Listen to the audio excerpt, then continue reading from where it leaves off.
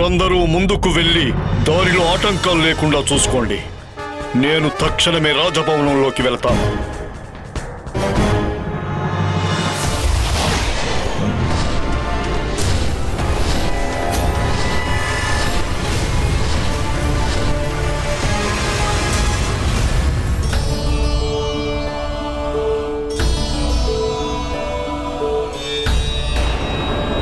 నా మనసెందుకో కీడు శంకిస్తోంది.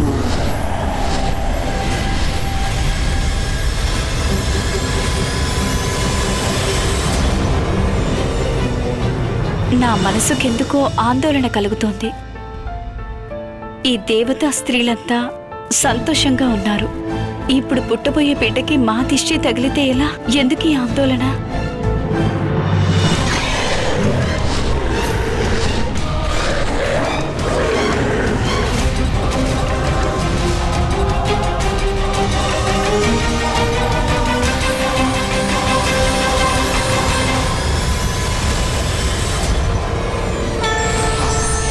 శ్రీమన్నారాయణుడు ఈ రాజభవనాన్ని భద్రంగా కాపాడడానికి గాను మన తపశ్శక్తితో భవనం చుట్టూ రక్షణ వలయాన్ని నిర్మించమని చెప్పారు. ఎన్ వర్ధో వలీరాజా దానవర్ధో మహాబల బలవాన్ బలమాప్నోతి రక్షా కరోతి శక్తి.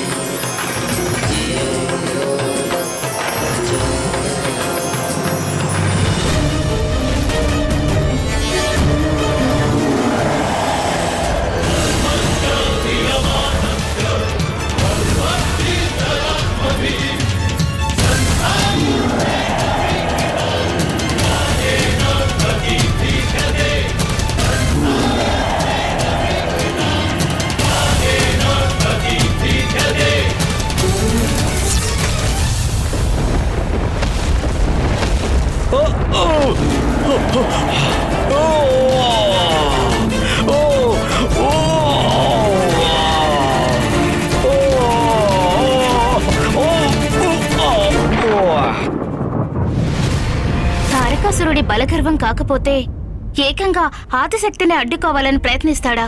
ఎంత మూర్ఖులు ఈ అసురులు! చివరికి ఆ శుభతరుణం ఆసన్నమయ్యింది. అందరి నిరీక్షణ ఫలించబోతోంది.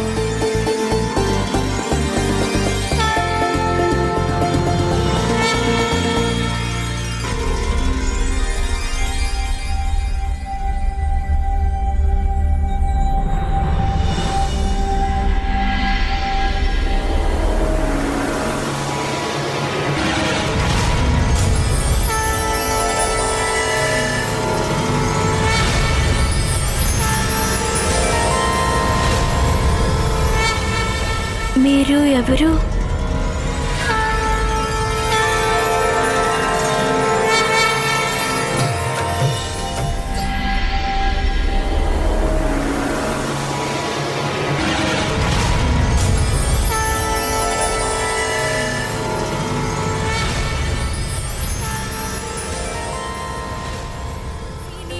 చూడు, నేను ఈ లోకంలో మైనా నీ పుత్రికగా అవతరించడానికి వస్తున్నాను.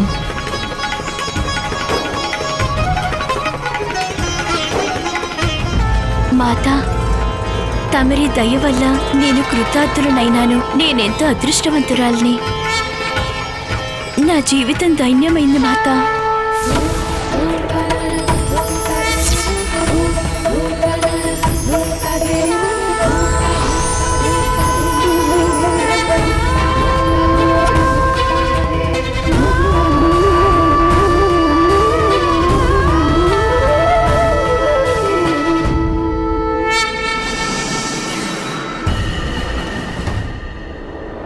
ఆ శుభకరణమైన సముహూర్తం కోసం ఒకవైపు దేవతలందరూ చూస్తున్నారు.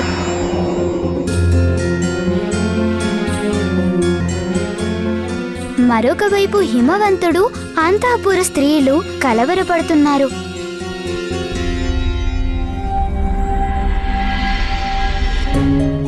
చివరికి ఆదిశక్తి మాత జన్మించే ఆ శుభ తరుణం ఆసన్నమయ్యింది.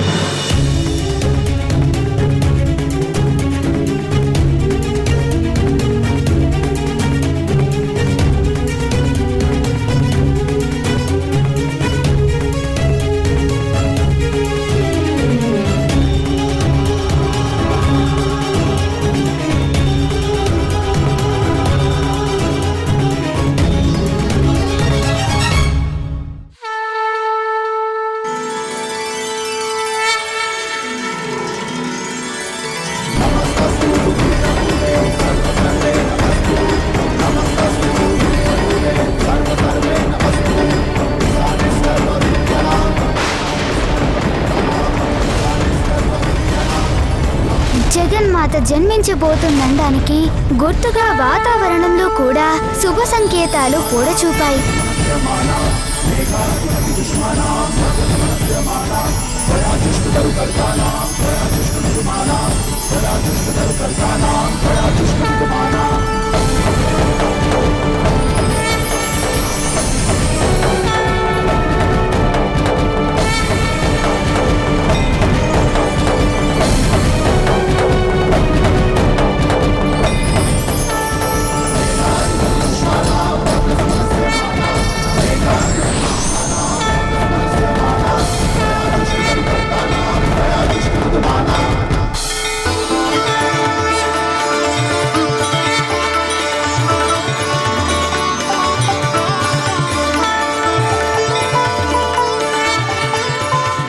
నారాయణ నారాయణ నారాయణ నారాయణ.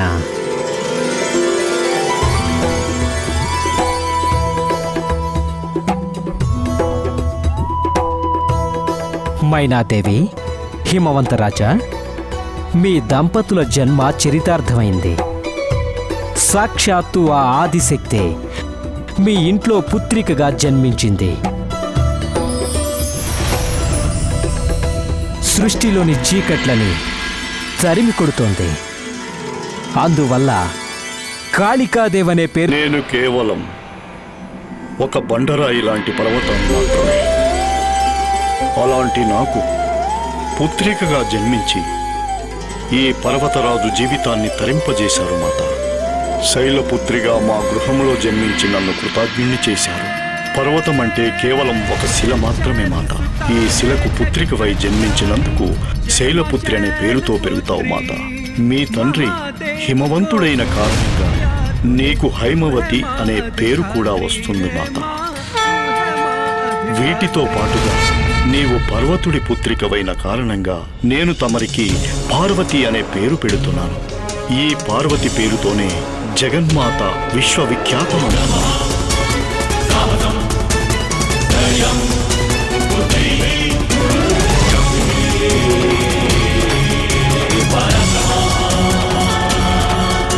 నీవు పర్వతుడి పుత్రికవైన కారణంగా నేను తమరికి పార్వతి అనే పేరు పెడుతున్నాను. ఈ పార్వతి పేరుతోనే జగన్మాత విశ్వవిఖ్యాతమవుతుంది.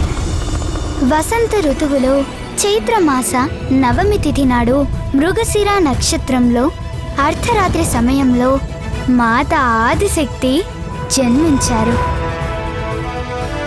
అలాగే మరొకసారి భవిష్యత్తులో త్రేతాయుగంలో చైత్రమాసి నవమి నాడే మృగశిర నక్షత్రంలోనే సరిగ్గా మిట్ట మధ్యాహ్నం నారాయణుడి అవతారం శ్రీరాముడు కూడా జన్మించారు. అవును గణేష, నిజానికి నారాయణుడు అలాగే మాత సోదరీమణులు కదా.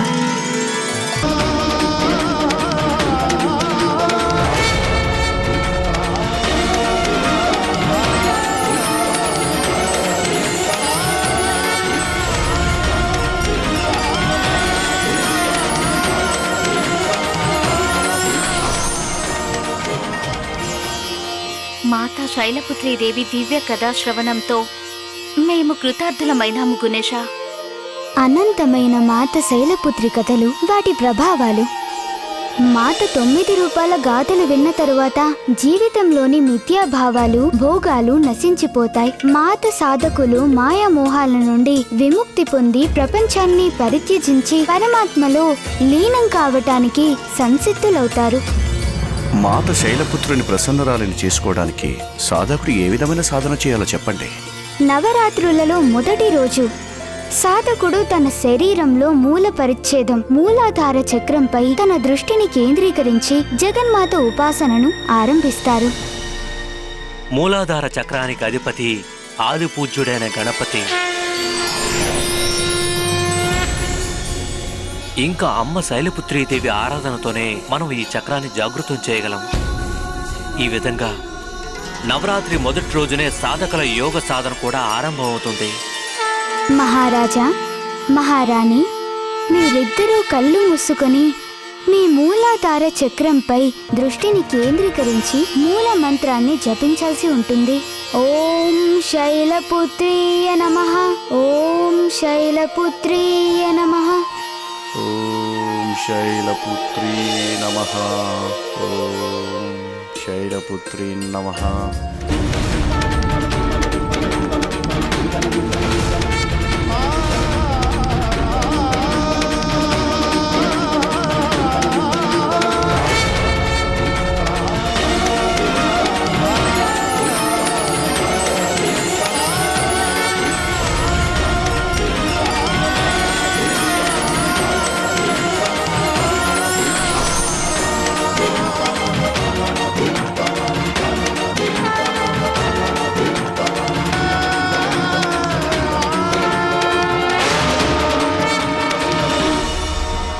శాంతి, అపారమైన శాంతి, అన్ని బాధలను మరచి అపూర్వం, అనన్యం అయిన సుఖశాంతుల అనుభూతి కలిగింది నాకు.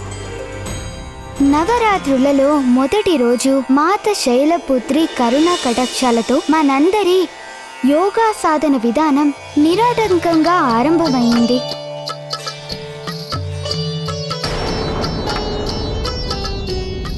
ఏమైంది మాతా సరళాదేవి? ఏదో ఆలోచనలో మునిగిపోయారు. ఏముంది, పుత్రుడైనా పుత్రికైనా తల్లి తన సంతానానికి సరి సమానంగానే పంచుతుంది. అందులో ఎలాంటి భేదభావాలు చూపించదు. కానీ సాక్షాత్తు ఆదిశక్తినే పుత్రికగా పొందడం అనేది ఆ దంపతుల మహద్భాగ్యం. ఆ హిమవంతుడు అలాగే మైనావతిల జన్మ ధన్యమైంది. అది వారు జన్మ జన్మాలుగా చేసుకున్న పుణ్యఫలం. నిజమే, పుత్రికకు తల్లిదండ్రులు కావడం అనేది చాలా గొప్ప సౌభాగ్యం. నీ మాటలో అక్షరాల సత్యం మాత. స్త్రీ అంటే శక్తికి ప్రత్యక్ష ప్రమాణం. పుణ్యాత్ములకే పుత్రికా జననం సాధ్యమవుతుంది. కానీ ఆ సౌభాగ్యాన్ని పొందడానికి హిమవంతుడు, మైనావతి దేవి ఎంతో తపస్సు చేశారు. ప్రతి యువతిలోనూ సాక్షాత్తు ఆదిశక్తే కొలువై ఉంటుంది. ఎందుకంటే ఎన్నో జన్మల పుణ్య ఫలితంగానే ఒక పుత్రిక జన్మిస్తుంది. పుత్రికను పొందటమే ఒక గొప్ప అదృష్టం. నేను నీకు పుత్రికగా జన్మించి నీ మనో సంకల్పాన్ని తప్పక నెరవేరుస్తాను. అందుకే మనం బాలికలను బాలత్రిపురి సుందరిగా పూజిస్తాము. ఏ కుటుంబంలో అయితే బాలికలు జన్మిస్తుంటారో ఆ కుటుంబాలు భోగభాగ్యాలతో తులతూగుతాయి. ఎందుకంటే వారిపై జగన్మాత కరుణా కటాక్షాలు ఉంటాయి కాబట్టి. పుత్రికకు జన్మనిచ్చిన తనకి తల్లిదండ్రులు కావడమే పూర్వజన్మల పుణ్యఫలం. ఇంక పదండి, ఈనాటి మంగళహారతి ప్రారంభిద్దాం.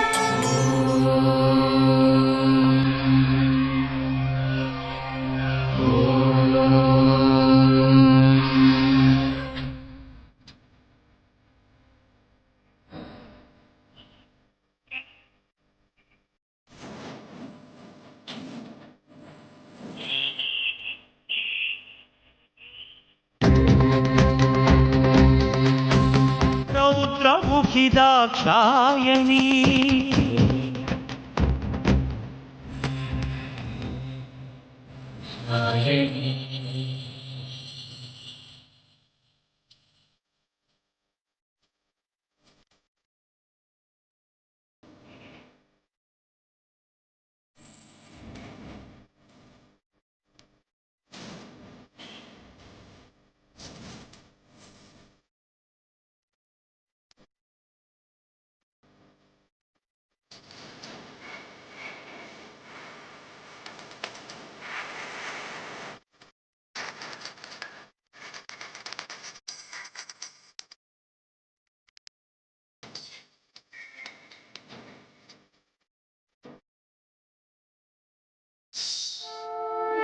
మాతా సరళాదేవి, మహారాజా దివోదాస, మనం రేపు ఉదయం నవరాత్రుల్లో 2వ రోజు జగన్మాత యొక్క 2వ రూపాన్ని గురించి తెలుసుకుందాము.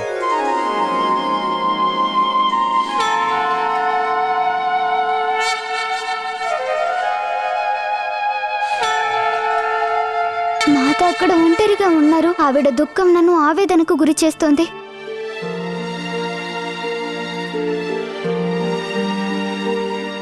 గణేష, నేను నీ మనసులోని బాధను అర్థం చేసుకోగలను. అన్నయ్య, మనం నవరాత్రి పూజల్ని ఇప్పుడే ప్రారంభించాము. అంటే మన కోరిక నెరవేరాలంటే నవరాత్రులు పూర్తయ్యేంత వరకు ఆగాల్సి వస్తుంది. కానీ అక్కడ మాత ఒంటరిగా దుఃఖిస్తున్నారు. తండ్రి గారి కోసం ఎదురు చూస్తున్నారు. అలాగే మాత మందిరానికి బయట మహర్షుల వారు అన్నపానీయాలు ముట్టకుండా తండ్రి గారి దర్శనం కోసమై పరితపిస్తున్నారు. మాత కథలన్నీ పూర్తయ్యేలోపు మహర్షికి ఏదైనా జరిగితే అంతకంటే అనర్థం ఉండదన్నయ్య. ఇంకా అక్కడ ఆ దుర్గమాసురుడు వేదమాతను ఎన్ని విధాలుగా హింసిస్తున్నాడో తెలియదు. ఏం చేయాలో అర్థం కావట్లేదు. తండ్రి గారు చూస్తే ఆ మందార పర్వతం పైనే కొలువై ఉన్నారు. తండ్రి గారు ఇక్కడికి రాలేని పరిస్థితిలో ఉన్నారు. ఆయన కాశీకి రావాలంటే వారు దివోదాసు రాజుకిచ్చిన వాగ్దానం అడ్డుపడుతుంది. మహాదేవ, కాశీలో కేవలం ఒకే ఒక్క రాజు ఉండాలి. మరి ఆ కాశీరాజు తమరా లేక మేమా? ఒకవేళ మేము రాజుగా పరిపాలన సాగించాలి అనుకుంటే తమరు కాశీ వదిలి వెళ్ళక తప్పదు మహారాజు, వెళ్ళక తప్పదు మహారాజా. మీరే చెప్పండి అన్నయ్య, ఇలాంటి పరిస్థితుల్లో బాధపడకుండా ఎలా ఉంటాను? నీ మాటలు అక్షర సత్యాలు గణేష. మనకున్న సమయం చాలా తక్కువ. గడిచిన ప్రతి క్షణం కూడా మనకి అసహనీయంగా మారుతుంది. అయినా గణేష, మనం ఒక్క మాట గుర్తుంచుకోవాల్సిన అవసరం ఉంది. ఈ లోకంలో ఏం జరిగినా సరే అది కేవలం మాత ఇచ్ఛానుసారంగానే జరుగుతుంది. అందువల్ల అమ్మ కోరుకునేది కూడా మనందరం కూడా ఈ నవరాత్రుల్లో అమ్మకు పూజలు జరిపించాలని. అందుకే మనం అమ్మ యొక్క పూజాది కాలాలను పూర్తి నియమ నిష్ఠలతో భక్తి శ్రద్ధలతో జరిపించాలి. అంటే మనం వేరే మార్గాల గురించి ఆలోచించకుండా కేవలం భక్తి భావంతో మాత్రమే గడపాల్సి ఉంటుంది గణేష. ఎందుకంటే అమ్మ తన భక్తులకు ఎప్పుడు కూడా నిరాశ కలిగించదు. అది నిజమే అన్నయ్య. మాత మాత్రమే మన సమస్యలన్నిటినీ పరిష్కరించగలరు. నేను ఎంతో ఉత్కంఠంతో రేపటి ఉదయం కోసం ఎదురు చూస్తున్నాను. మాత కథాశ్రవణం పూర్తయ్యేంత వరకు దివోదాసురాజు తను చేసిన తప్పేమిటో, దానివల్ల కలిగిన అనర్థమేమిటో అర్థమయ్యే అవకాశం లేదు.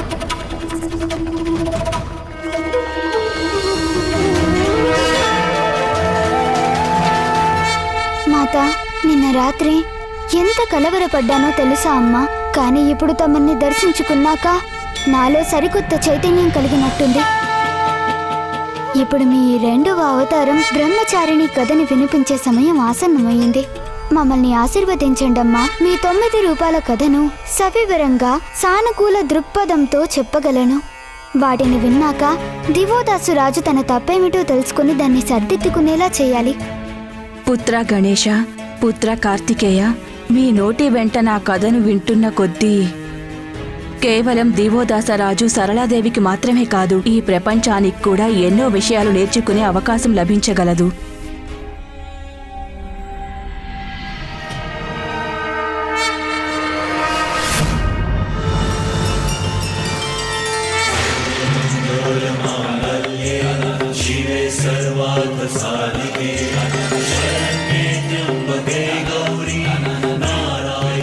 గుణేశ, జ్ఞానేశ, మీ నేతృత్వంతో బాలా త్రిపుర సుందరి పూజ శాస్త్రోక్తంగా పూర్తి చేయగలిగాము. మేము ఈ రోజు నవరాత్రి పూజలో భాగంగా జగన్మాత యాత్రలో 2వ రూపం గురించి తెలుసుకోవాలని బువ్విల్లూరుతున్నాము. మహారాణి, తమరు సరిగ్గా తగిన పదజాలాన్ని ఉపయోగించారు. జగన్మాత యాత్ర. కానీ అమ్మా, తమరి మనసులో ఏదో ఆలోచన ఉంది. మాకది చెప్పొచ్చు కదా? నాకు జగన్మాత లీలా విలాసాన్ని అర్థం చేసుకునేంత సామర్థ్యం ఎక్కడుంది? విప్రవర్య, నిన్న రాత్రి జగన్మాత శైలపుత్రి గురించి ఆలోచిస్తున్నప్పుడు ఏమనిపించిందో తెలుసా? అదేంటంటే విప్రవర్య, మాత యాత్ర కూడా అందరు స్త్రీల యాత్రలాగే ఉందని.